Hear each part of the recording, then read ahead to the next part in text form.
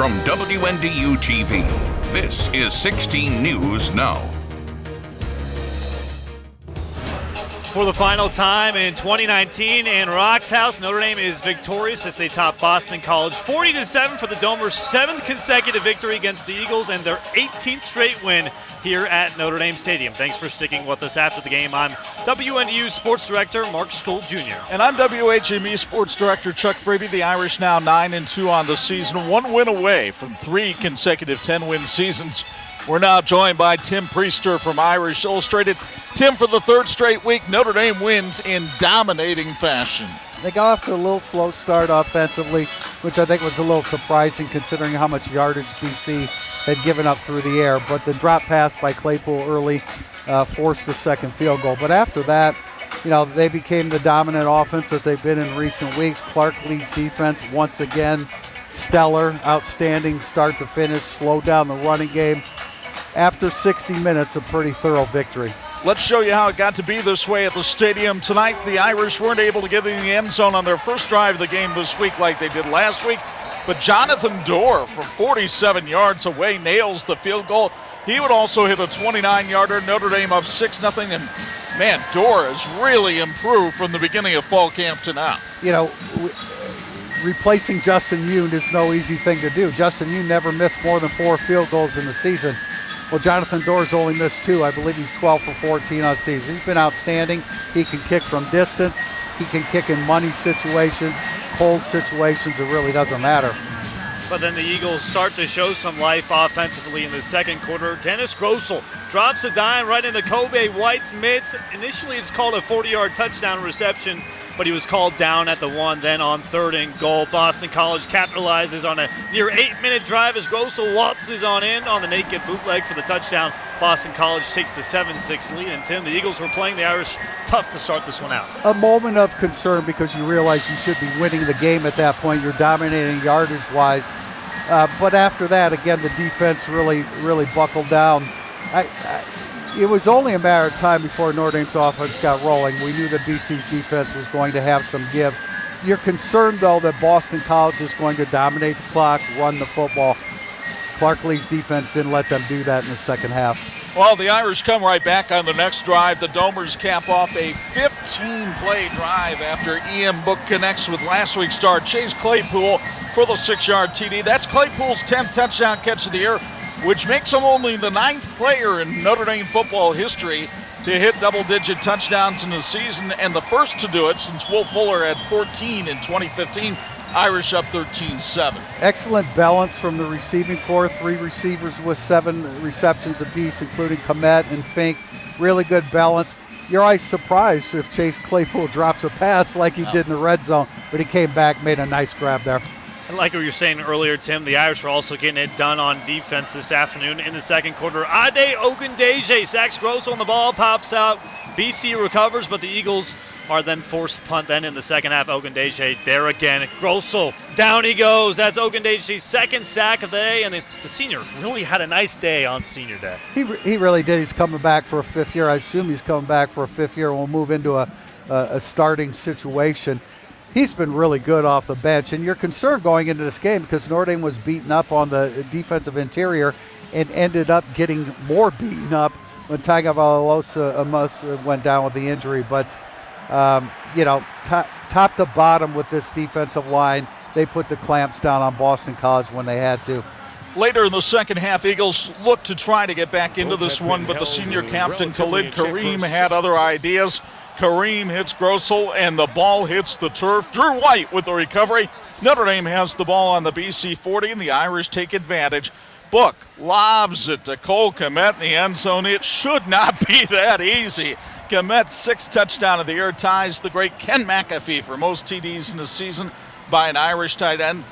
Notre Dame up 26-7, and after not having 1 reception last week, Komet had a presence today. He was due. They've been going to Claypool a lot. I thought Fink has been better in recent weeks, and he had another big game. Khalid Kareem, to me, is the defensive player of the year for Notre Dame. Even early in the year when a lot of people were expecting more sacks from him and Okwara, he's been a steady presence and has even gotten better in the absence of Okwara. Now later in the third quarter, the Irish give it to Braden Lenzy, and for what seems like every single week at this point, he goes off to the races, 61 yards to pay dirt. Lenzy now has scored a touchdown for 61 yards, 51 yards, and 70 yards this season. His future is really bright here in South Bend. I knew that motion. I knew that he was going to get that handoff. Chip Long waiting for the opportune time to call that. They handed it to him. He was almost by book by the time he put it in his breadbasket.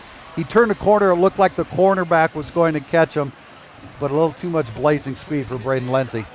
Appropriate that the guy in the 1988 uniforms wearing 25 would run like that. The Irish continue to take it to the Eagles. Grossel's pass is intercepted by the true freshman Kyle Hamilton, doing Kyle Hamilton things. That's his fourth pick of the season. He set the Irish up inside the 15, and then Book finds the slippery fox, Chris Fink, in the end zone. His final game at the stadium, he gets the touchdown.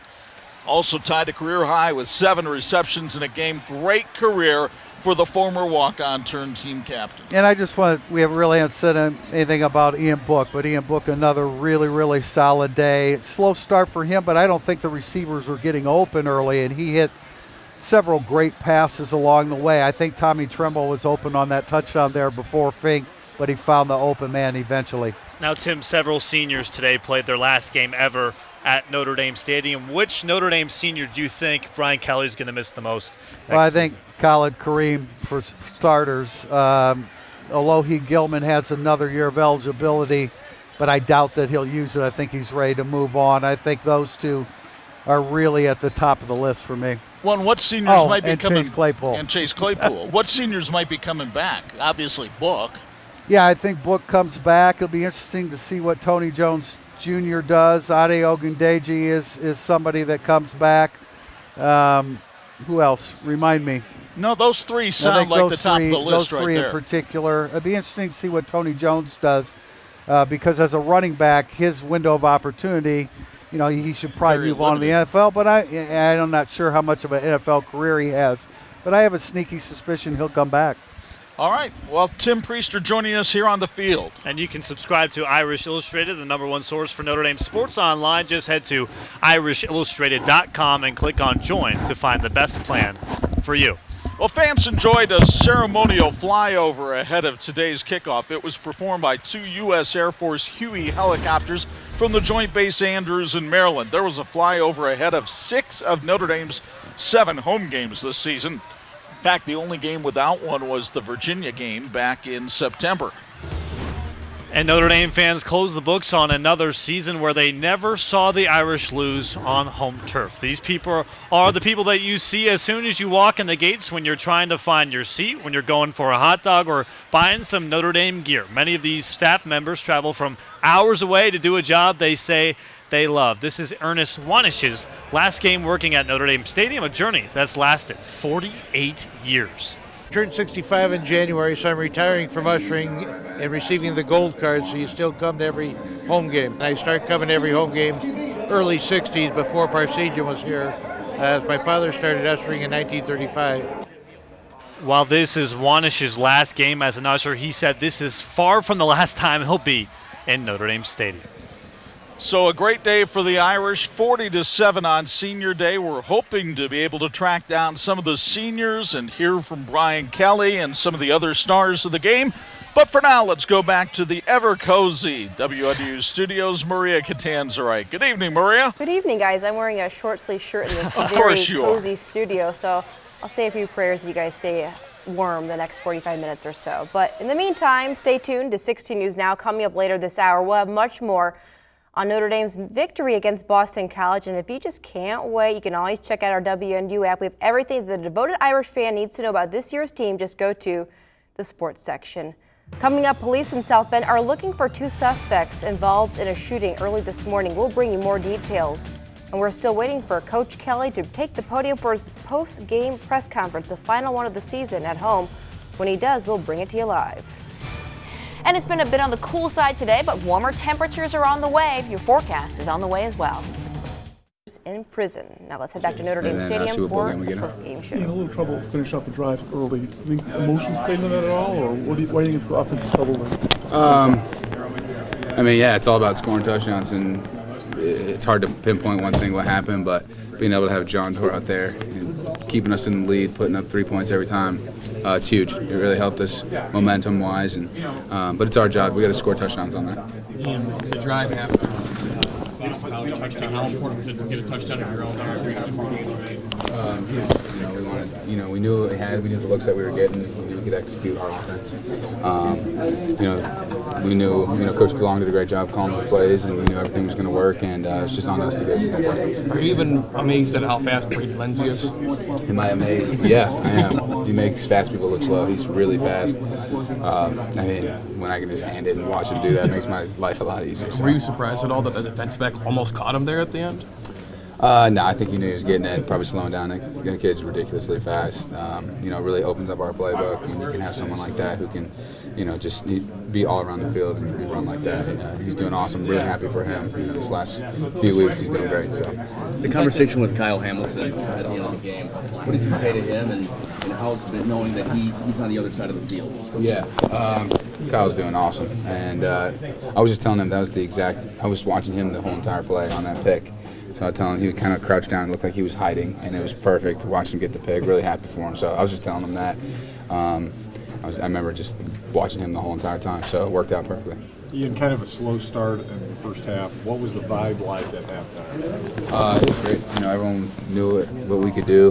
We knew this and saw the looks that we needed, and it was just about going and putting touchdowns out there instead of field goals. And there was no lack of confidence at all. This group knew exactly what we could do, and we just had to do it, and that's what we did in the second half. We'll learn about your bowl game soon enough, but whether or not it's a Big Six or a top 10 opponent that you guys get a chance at, how dangerous do you feel like you guys are right now the way you're playing? Yeah, we're feeling dangerous. The guys are doing great. We talk about winning in November, protecting our house. We're doing that right now. We got one more week to keep doing that and keep achieving our goals, but this team's really confident right now. We're rolling. We're hitting on all cylinders, and that's what it's about. Ian Book in the press conference, reiterating some pretty common Ian Book themes. The confidence that he has and this team has, always supporting his teammates. And interesting at the end that they talked about winning out in November. You do realize, folks, no Notre Dame team has won 5 games in November since 1930. This doesn't happen all that often.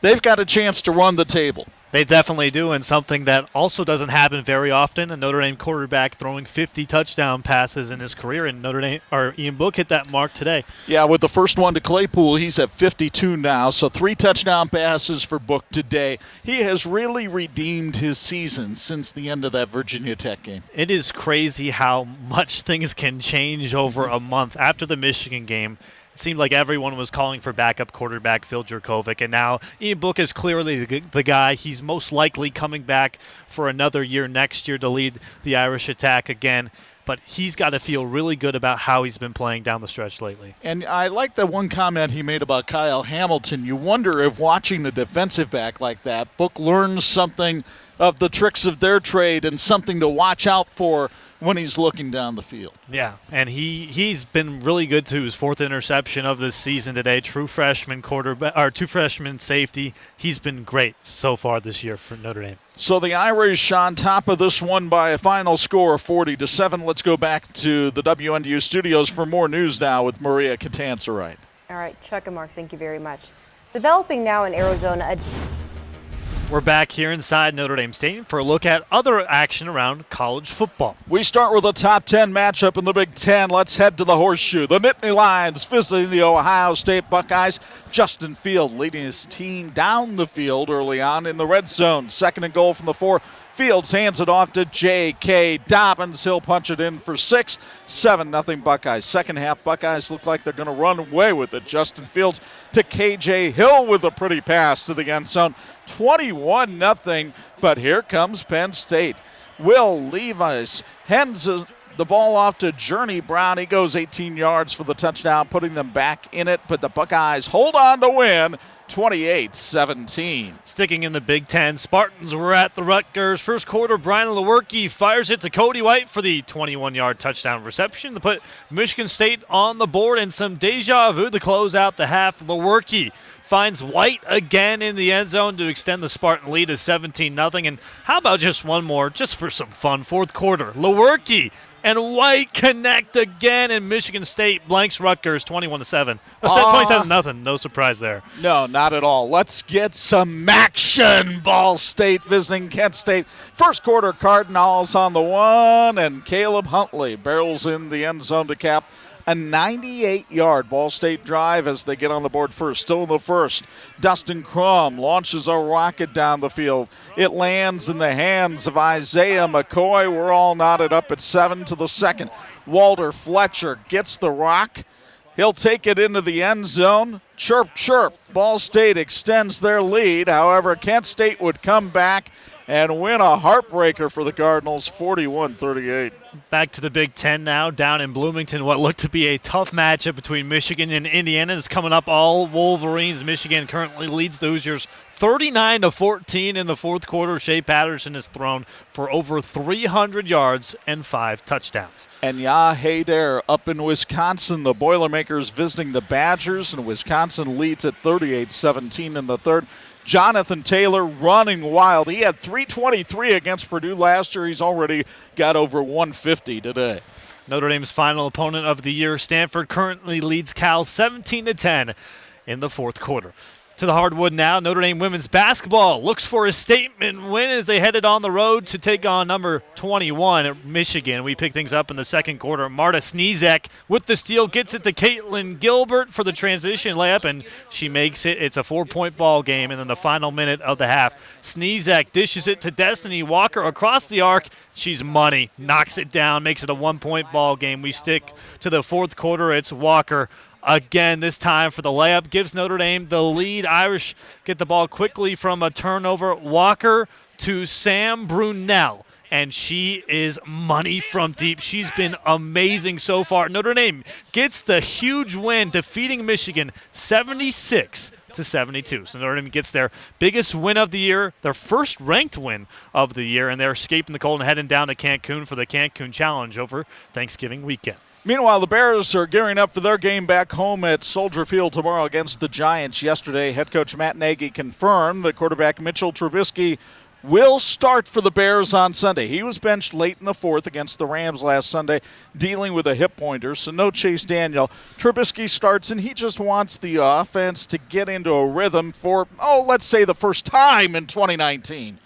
Good. I feel confident going out there and being able to do my job. We're still just not clicking on some plays as an offense, and I think that's holding us back. But I feel like each week I'm getting a little better. It's slowing down. I love the game plans and what we're doing each and every single week. We just got to make it happen as an offense, and it just comes down to, I know it sounds really simple, but we got to score more points. However it is, score more points, make more explosive plays, and take care of the football. So it's really not complicated. I feel like I've been progressing and got to keep doing so. So it's the Bears and Giants tomorrow at 1 at Soldier Field, and we've got a good one on WNDU tomorrow night, Packers and Niners on Sunday Night Football. And we just got a great interview with senior wide receiver Chris Fink. We'll show it to you right now. I feel really good. We got a win on senior night. We got all the seniors in the game. I got my family right here with me, and I'm soaking it all in, having a good time. What does it mean here for you to be playing here at Notre Dame for these past few years, I should say, as a wide receiver for the team, being much of a big offensive weapon for Ian Book and so much? Yeah, it feels really good. The offense relies on people to make plays, and recently we've been asked to step up, and I think we've been doing a good job. So it's a lot of fun when 11 guys doing their job and coming together to get the job done.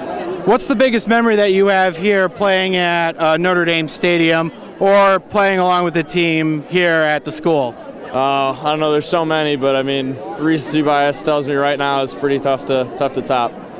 You guys are taking on Stanford next week. What's the mindset you had going into that game? Yeah, we just want to finish out November, win 5 games in November, finish the job, prepare really hard, and go to California and get a win.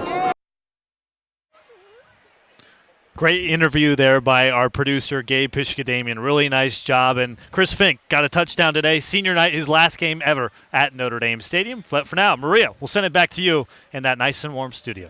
Speaking of nice and warm, just ahead, it's been a chilly late November Saturday here in Michiana. Cindy has a full look at our forecast when we return on 16 News Now. All right, Irish head coach Brian Kelly's at the podium for the post-game press conference. Let's listen in live. Somebody else's job. There's a lot of pieces to this in the sense that you've got freshman defensive linemen out there. You've got some young players playing. Asmo Berlau was not a starter until this year. Drew White was not a starter until this year.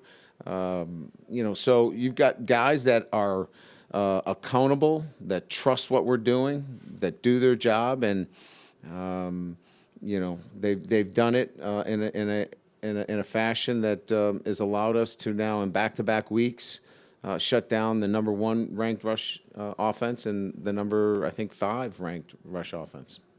And then early in the game, it seemed like you guys would have good drives, but it would stall out a little bit, and you had to settle for a lot of field goals.